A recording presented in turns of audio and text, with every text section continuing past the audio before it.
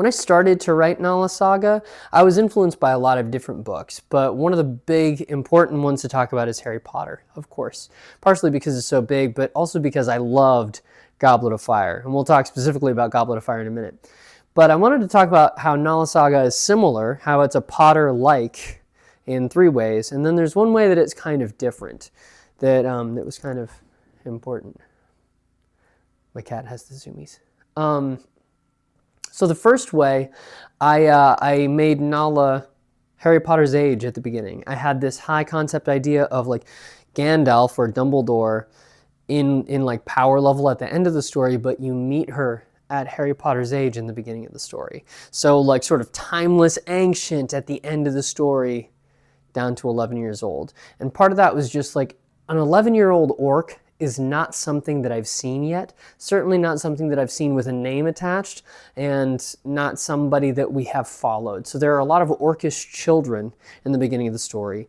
We continue to meet orcish children. I just wrote a scene about a teenage orc, right? We don't know what a 13-year-old orc looks like, right? So that's one way that it's a Potter-like. Another thing that's specifically a plot thing, Goblet of Fire starts off with this immersive dream, and then Harry wakes up from it. And that's how I decided to... Zoomies. She just ran up here. She's about to run off. That's how I decided to start Moonthread, which is book 1 of NALA Saga. It starts with this immersive dream. You're in Nala's head. She sees something. You're seeing it with her. And bang, she wakes up. I decided to take it a little bit further and make it a present tense dream. Like when she dreams in the present tense. He is doing this. He is doing this. This is happening to him right now. This is how he feels, and she is in his body. She's in his eyes. She's experiencing the world through Bakora's eyes. So that's slightly different, but you can see where the seed came from. The last way is maybe the most important way. It's a Potter-like in the sense that the magic is soft. I'm very into Brandon Sanderson. The way that he talks about hard and soft magic, I love it. It's such a concise way to say, like, hard magic is when your magic has rules and is predictable and is used for problem solving. And then soft magic is when, when the story needs it, the magic happens. And I actually got the magic system from Firestarter by Stephen King. But Harry Potter has so much of that. And it's like the magic is tied to your emotions. Harry does the Patronus charm when he feels a certain way, which is one of the few hard spells that you actually learn, and even that has very, very soft rules. It's the same thing with Nala's magic. All of the magic that happens in NALA Saga, it's all emotion magic. And that was really, really important to me. The way that it's different is I did want to bring in some of the grittiness and the consequences.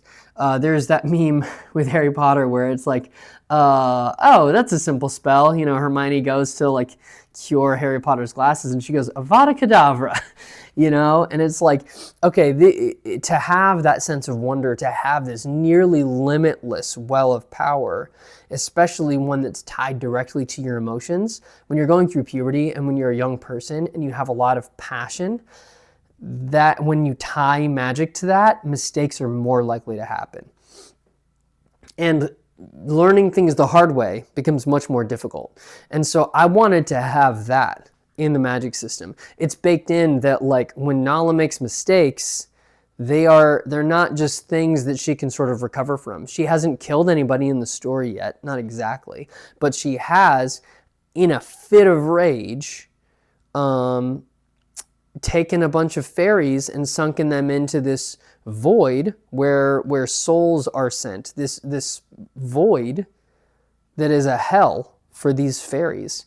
And later on, we're going to find out, we're going to see those fairies who are going insane in this void that is basically the hell of these...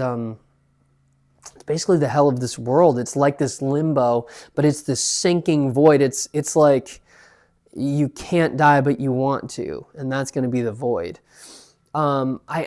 basically consequences. You know, the thing that Harry Potter doesn't do well is consequences. She makes the time turner. She says, that was a bad idea. And then she comes up with some reason why you can't use it in the story. And then she says, that's good enough, right? And then the fandom is like, no. What are you talking about? Of course that's not good enough. Get the time turner and kill Voldemort. You know, get the time turner and kill Hitler. Yeah, so those are the three ways that it is a Potterlike and the one way that it's not.